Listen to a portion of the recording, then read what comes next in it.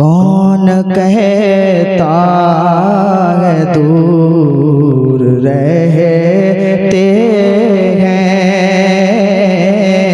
کون کہتا ہے دور رہتے ہیں، کون کہتا ہے دور رہتے ہیں، بن کے آنکھوں میں نور رہتے ہیں، بن کے آنکھوں میں نور رہتے ہیں۔ اور یہ آخری شعر سماعت کریں۔ کون کہتا ہے نور رہتے ہیں، کیا کروں دور گر مدینہ ہے، کیا کروں دور گر مدینہ ہے، کیا کروں دور گر مدینہ ہے، میرے دل میں حضور رہتے ہیں، سبحان اللہ، دل میں حضور رہتے ہیں، کیا کروں دور گر مدینہ ہے، ارے میرے دل میں حضور رہتے ہیں، بن کے آنکھوں میں نور رہتے ہیں۔ اور ایک مرتبہ پڑھیں، اللہم صلی علی سیدنا و مولانا محمد وعلی آل محمد وبارک وسلم، صلو علیہ الصلوۃ والسلام علیک یا رسول اللہ صلی اللہ تعالی علیہ وسلم۔ بہت سی نعتیں بیان فرمائی ہیں، اور صرف یہ آیت ہی خصوصیت کے ساتھ نہیں ہے، بلکہ پورا قرآن اللہ پاک نے حضور علیہ الصلوۃ والتسلیم کی نعتوں کا حسین گلدستہ بنایا گیا ہے۔ تو نعت پڑھنا اور نعت لکھنا یہ سنت الہیہ ہے۔ نعت، آئیے حضور کی بارگاہ میں چلتے ہیں، حضور سے پوچھتے ہیں کہ نعت و سلام پڑھنا یہ کیسا ہے؟ تو جواب ملتا ہے کہ یہ نعت پڑھنا حضرت حسان بن ثابت کی سنت ہے۔ آقا فرماتے ہیں کہ میں حسان بن ثابت کا ہاتھ پکڑ کر اپنے نبوت والے ہاتھوں سے ہر جمعے کو ممبر پر کھڑا کرتا اور کہتا حسان میری شان میں نعتیں پڑھو، تو حسان میری شان میں نعتیں گنگنایا کرتے ہیں۔ تو یہ نعت پڑھنے کا آقا صلی اللہ تعالی علیہ وسلم نے فرمایا، اور سنت یہ قرآن مجید آقا صلی اللہ تعالی علیہ وسلم کی نعتوں کا حسین حدائق بخشش ہے۔ تو ایک صحابی ہیں، بہت مشہور صحابی ہیں، عبداللہ بن سلام، ان کو لوگوں نے بھڑکا دیا تھا۔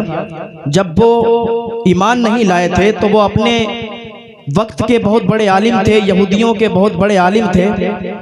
وہ کہتے ہیں کہ جب میں نے حضور کو دیکھا نہیں تھا، میں آج آپ کے سامنے یہ سیرت مصطفیٰ اور حسن جمال مصطفیٰ پر انشاءاللہ گفتگو کروں گا۔ وہ کہتے ہیں کہ میں نے حضور کو جب دیکھا نہیں تھا تو لوگوں نے مجھے بہت بھڑکایا تھا کہ حضور ایسے ہیں، حضور ویسے ہیں، لیکن جب مکہ سے ہجرت کر کے حضور مدینہ تشریف لے گئے تو میں نے پہلی مرتبہ حضور کو دیکھا اور قسم کھا کے کہا خدا کی قسم میں نے اتنا حسین زمانے میں کسی کو دیکھا ہی نہیں ہے جتنا خوبصورت میرے مصطفیٰ تھے۔ اور میں نے جیسے مصطفیٰ کا چہرہ دیکھا ان کا کلمہ پڑھ کے مسلمان ہو گیا۔ تو یہ حضور صلی اللہ تعالی علیہ وسلم کا حسن و جمال ہے۔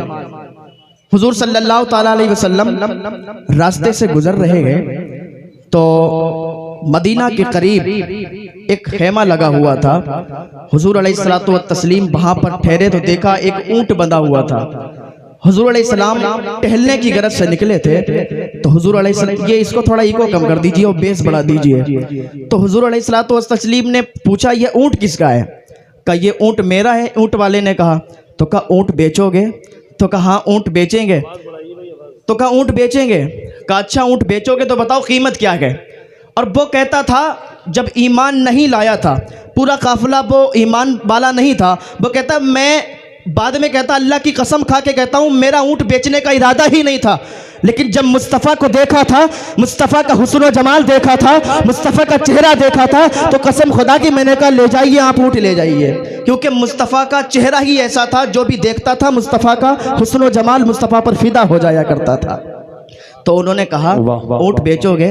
का ऊँट बेचेंगे। का कितनी कीमत है? का इतनी कीमत है। का ठीक है। हुजूर ने ऊँट लिया और चले आए। अब काफिले के अंदर से एक शख्स आया, कहा आपने ऊँट बेच दिया? कहा ऊँट बेच दिया। कहा यार किसको बेचा आपने? आप तो ऊँट बेचना नहीं चाहते थे। कहा मैंने एक शख्स को बेचा, वो मदीने की तरफ से आया था, चेहरा बड़ा खूबसूरत था। कहा तुम तो बेचना नहीं चाहते थे? कहा बेचना नहीं चाहते थे, लेकिन मैं उसका चेहरा देखकर रुक ही नहीं सका, मैंने उसको ऊँट बेच दिया। कहा अच्छा। का उसका एड्रेस मालूम है, पता मालूम है, वो कहाँ का था? का नहीं पता। का उसका नाम पता है? का नहीं पता। का नाम भी नहीं पता, उसका रहने का पता नहीं पता, ऊँट बेच दिया। कहाँ बेच दिया? एक दूसरा शख्स आया, कहने लगा तुमने क्या किया? गोया के ऊँट चोरी हो गया। का ऊँट को चोरी का नाम दे दो। तो एक खातून खड़ी थी, उसने कहा ऊँट को चोरी का नाम मत देना, ऊँट को चोरी का नाम मत देना, अगर वो पैसे वापस नहीं करेगा, पैसे नहीं बेचेगा, तो ऊँट की कीमत मैं चुकाऊंगी। का ऊँट की कीमत मैं चुकाऊंगी। उसने कहा शुक्र है कि तुम उसको जानती हो। का जानती तो मैं भी नहीं, वो कौन है? का फिर तुमने जमानत क्यों ली है? का जमानत इसलिए ली है, जब वो तुमसे बातें कर रहा था तो उसके दांतों से जो नूर निकल रहा था वो सामने वाली पहाड़ियों पर नजर आ रहा था। मैंने कहा जब इसके दांतों से नूर निकलकर सामने वाली पहाड़ियों पर नजर आता है, अब जब इतना खूबसूरत है, जो इतना खूबसूरत होता है, जो इतना खूबसूरत हो के, तो वो झूठा कैसे हो सकता है? क्या बात है, जिंदाबाद। जो इंसान इतना खूबसूरत है कि दांतों से नूर निकलकर सामने वाली पहाड़ियों पर नजर आता, वो झूठा हो नहीं सकता। तो कहा ठीक है। अभी बातें हो रही थी, तो अभी क्या देखते हैं कि हुजूर सल्लल्लाहु अलैहि वसल्लम के दो खादिम आए और पैसे लेके आए और कहा लीजिए ये मेरे आका ने पैसे भेजे हैं जो ऊँट खरीद के ले गए थे अभी। तो उस ऊँट के मालिक ने कहा अब पैसे किसको लेने हैं? अब पैसे नहीं चाहिए, अब तो बस कलमा पढ़ा के मुसलमान करवा दीजिए। तो जितने वहाँ पर थे, जितने काफिले में थे, सब हुजूर की बारगाह में गए। हुजूर की बारगाह में जाके कलमा पढ़ के मुसलमान हुए। जब वापस आ रहे थे तो लब पे यही तराना था, ये नाज ये अंदाज हमारे नहीं होते, झोली में अगर टुकड़े तुम्हारे नहीं होते, मिलती ना अगर भीख हुजूर आपके दर से, इस ठाठ से मगतों के गुजारे नहीं, इस ठाठ से मगतों के गुजारे नहीं होते।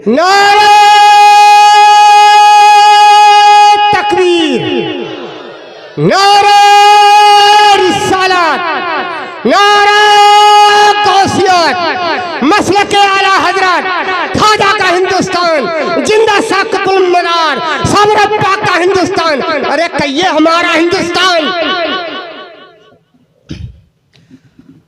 हजरत हसन बिन साबित कहते हैं कि मैंने हुजूर अलैहिस्सलातु व तस्लीम जैसा हसीनो जमील किसी को देखा ही नहीं।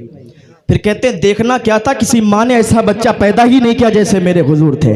जैसे मेरे हुजूर थे वैसा कहने कोई नहीं, जैसे मेरे हुजूर थे वैसा।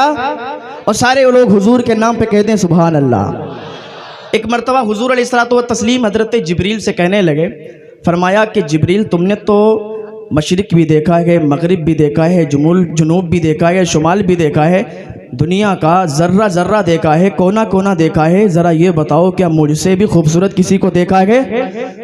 तो हजरत जिब्रील अर्ज करने लगे मौला मैं तो मशरिक में भी गया हूँ, मैं तो मगरिब में भी गया हूँ, मैं तो उत्तर दक्षिण पूर्व पश्चिम जर्रा जर्रा मैंने देखा हुआ है, लेकिन मैंने आपसे जैसा हसीन किसी को नहीं देखा, मैंने आप जैसा खूबसूरत किसी नहीं देखा। बरेली का इमाम कहता है यही बोले सिदरा वाले चमने जहाँ के थाले, यही बोले सिदरा वाले चमने जहाँ के थाले, सभी मैंने छाड़ डाले, तेरे पाए का न पाया, तुझे एक न एक बनाया, तुझे हमद है खुदा जिंदाबाद, तुझे एक न एक बनाया, तुझे हमद है खुदाया।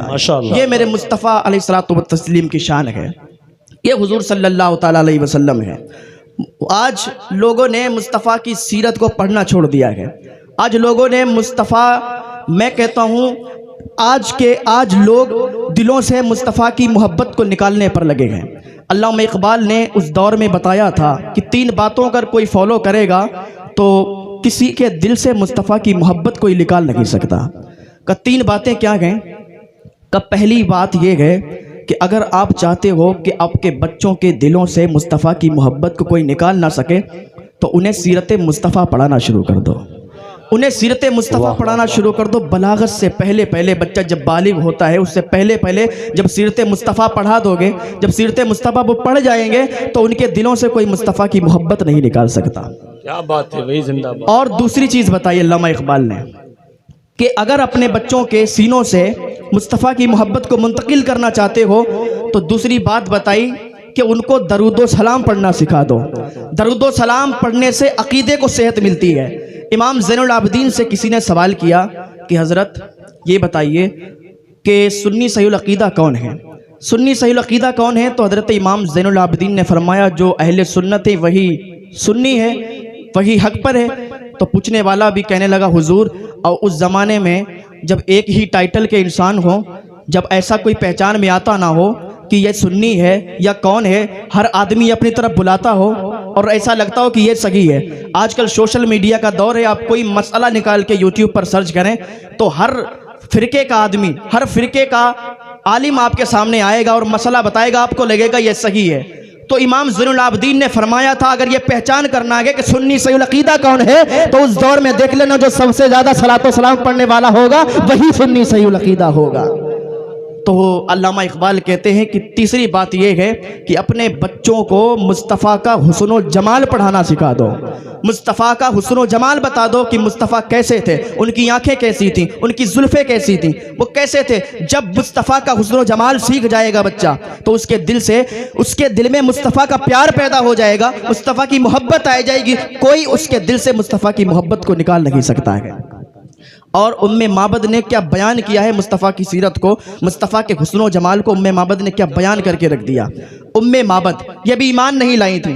حضور علیہ الصلوۃ والتسلیم اور صدیق اکبر رضی اللہ تعالیٰ یہ جا رہے تھے تو بھوک لگی تھی. ام معبد کے گھر کے پڑوس میں جب ٹھہرے تو ام معبد سے کہنے لگے صدیق اکبر کہ کچھ کھانے کے لیے ہے, کچھ کھانا ہے. تو ام معبد نے کہا میرے گھر تو کچھ نہیں ہے لیکن ایک لاغر کمزور بکری ہے جو دودھ بھی نہیں دیتی, کا دودھ نہیں دیتی ہے, وہ بکری میرے گھر میں موجود ہے. تو حضرت صدیق اکبر کہتے ہیں اس بکری کو لایا جائے. جب وہ بکری آئی تو حضور علیہ الصلوۃ والتسلیم نے ہاتھ اٹھائے, دعا کی. جب دعا کی تو اس بکری کے تھنوں میں اتنا دودھ بھر گیا, اتنا دودھ بھر گیا کہ اس کے تھن پھٹنے لگے تھے. تو حضور علیہ الصلوۃ والتسلیم نے دعا کری تو اس کے دودھ اتر آیا, پھر دودھ دہا گیا تو سب نے پیا دودھ, سب نے دودھ پی لیا. دودھ کے برتن بھر گئے, سارے کے سارے برتن بھر گئے. تو حضور علیہ الصلوۃ والتسلیم چلے گئے, صدیق اکبر بھی چلے گئے. تو بعد میں جب ابو معبد آیا, ابو معبد نے کہا کہ گھر پہ کون آیا تھا؟ گھر بڑا روشن لگ رہا ہے, گھر بڑا خوشبو والا لگ رہا ہے, کیا گھر پہ کوئی آیا تھا؟ کہا ہاں. اسے نام نہیں معلوم تھا. ام معبد کہتی میں نے نام پوچھا نہیں کہ کون آیا تھا, لیکن اپنی زبان میں کہتی ہے مبارک آیا تھا. مبارک کے آنے سے گھر روشن ہو گیا, گھر مبارک مبارک ہو گیا. تو ابو معبد کہتا ہے تم نے مجھے بلایا کیوں نہیں؟ کہا تم دور بکریاں چرانے گئے تھے. اس نے کہا جب اب آئے وہ مبارک آئے تو مجھے بتا دینا, میں قریب میں جاؤں گا بکریاں چرانے کے لیے, اور جب اب وہ آئے گا تو مجھے بلا لیجئے گا. ایک مرتبہ بازار میں صدیق اکبر کو ام معبد نے دیکھ لیا, ام معبد کے لڑکے نے دیکھ لیا اور کہا اماں دیکھ جو مبارک کے ساتھ آیا تھا وہی مرد کھڑا ہوا ہے سامنے. اس کی ماں دوڑتی آئی اور دیکھا, دیکھنے کے بعد کہتی ہے میرا مبارک کدھر ہے؟ کہا کون مبارک؟ کہا جس دن وہ تمہارے ساتھ آیا تھا. کہا ان سے ملنا چاہتی ہو؟ کہا ہاں ان سے ملنا چاہتے ہیں. وہ حضور کی بارگاہ میں گئی, حضور کا چہرہ دیکھا اور چہرہ دیکھ کے پھر مسلمان ہو گئی, اور جب واپس آئی تو پھر یہی کہتی تھی یہ ناز یہ انداز ہمارے نہیں ہوتے, یہ ناز یہ انداز ہمارے نہیں ہوتے, جھولی میں اگر ٹکڑے تمہارے نہیں ہوتے, ملتی نہ اگر بھیک حضور آپ کے در سے, اس ٹھاٹ سے منگتوں کے گزارے نہیں ہوتے.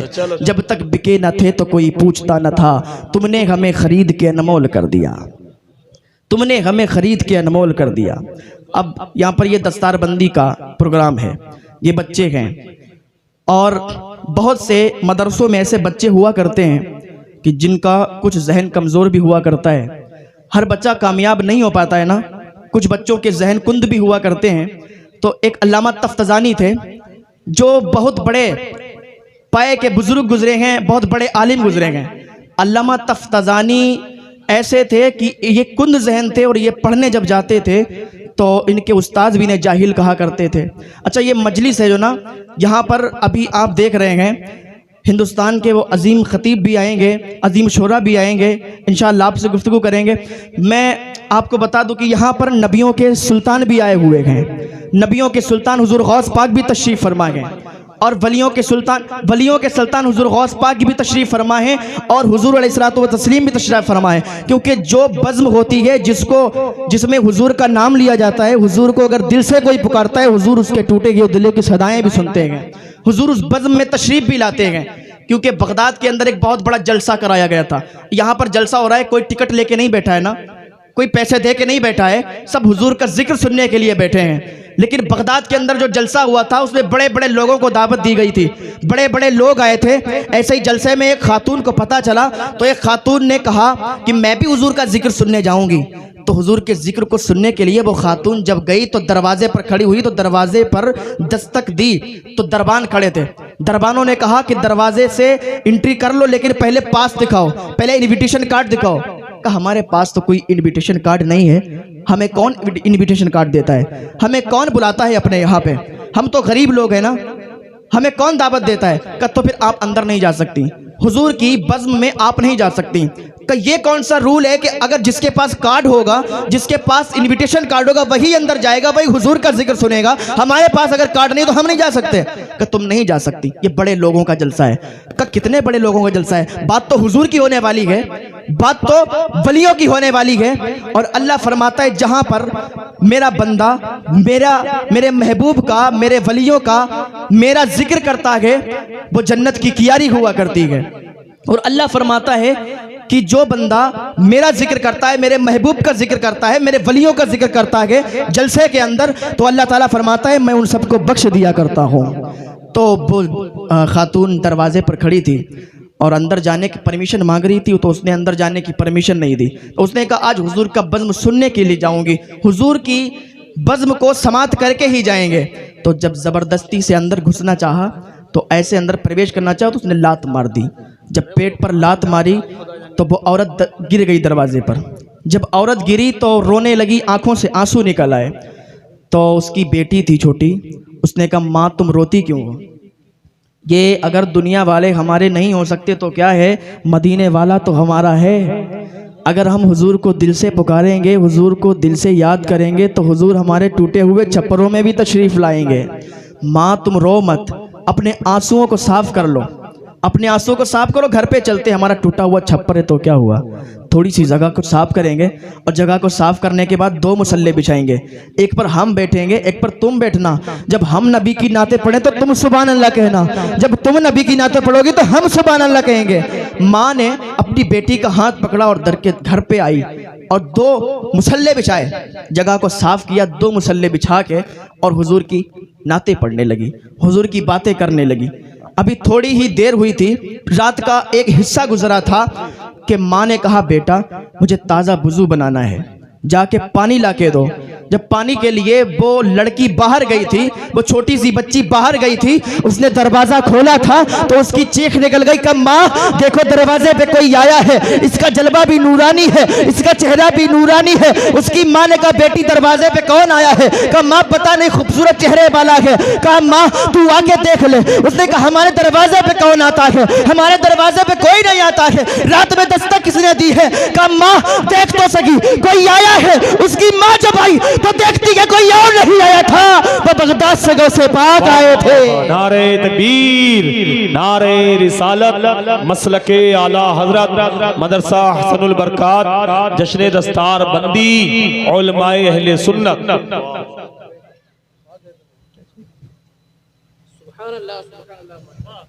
آخری بات کہہ کر میں اپنی گفتگو کو ختم کرتا ہوں انشاءاللہ۔ جی درود پاک پڑھیں، اللہم صلی علی سیدنا مولانا محمد وبارک وسلم، صلی علیہ الصلوۃ والسلام علیکہ یا رسول اللہ صلی اللہ تعالیٰ علیہ وسلم۔ تو وہ کہنے لگی کہ یا میرے میرا یا پیرے پیرا یا غوث پاک، آپ ہمارے دروازے پر آئے ہیں اور آنا تو بڑی بات ہے، آپ دہلیز کو کیوں چوم رہے ہیں؟ تو حضور غوث پاک فرمانے لگے کہ تو نے دل سے حضور کو پکارا تھا، تو صرف ہم ہی نہیں، ہم نے حضور کو ابھی تیرے گھر میں آتے ہوئے دیکھا ہے، ہم نے حضور کو تیرے گھر میں آتے ہوئے دیکھا ہے۔ تو یہ حضور صلی اللہ تعالیٰ علیہ وسلم کو جو بھی دل سے پکارتا ہے، جو بھی دل سے صدا دیتا ہے، وہ ان کے ٹوٹے ہوئے دلوں کی صدائیں سنتے ہیں اور ان کے گھروں پہ تشریف لایا کرتے ہیں۔ اللہ پاک کی بارگاہ میں دعا ہے اللہ نیک عمل کرنے کی توفیق عطا فرمائے، اللہ ہمیں گناہوں سے بچنے کی توفیق عطا فرمائے۔